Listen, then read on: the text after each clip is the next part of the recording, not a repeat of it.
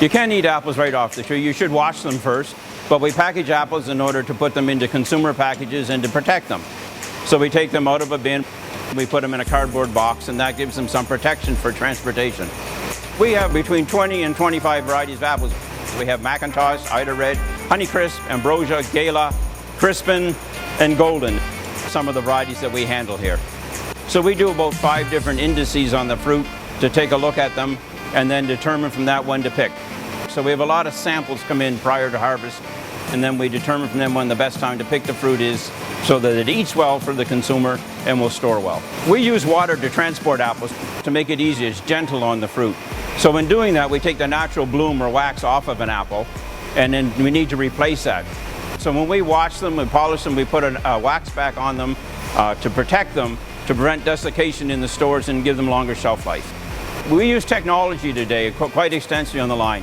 So as the apples come over the sorter, it knows where it is on it. It measures it by weight, it measures it by optics, by size, measures the color on the fruit, so how red it is or how yellow it is, and it also takes a look at it and determines if it has defects or it doesn't have defects, and then sorts them according to that and puts them where we allocate it, either for fruit to be sorted to process or fruit to be sorted to the fresh market to go into a bag or a tray.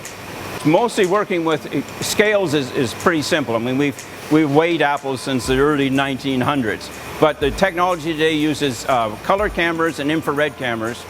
It takes about 20 pictures per fruit and then evaluates those pictures against a color standard or a defect standard. So it takes all of those pictures as it rolls the fruit underneath the camera, and then from there it sorts the fruit into the parameters that you're looking for. Apples are packed into cardboard boxes to protect them.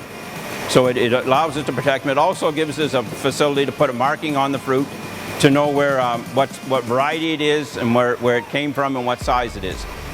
We also today put a marking on the side of the box with a barcode that identifies the farm that it came from and the date it was packed, so that we're able to provide traceability as to where we received the fruit from and where we send it to. The key to making them stay fresh is to pick them at the right time, and then we put them into storage rooms where we control the atmosphere. An apple breathes carbon dioxide out and oxygen in. So we reduce the oxygen level in a room to suppress the respiration of the fruit, basically put them to sleep, and then to keep them that way until we're ready to pack them. And then we would put oxygen back in the room by just putting air in it, bring the apples back awake, and then we pack them and send them to the grocery store.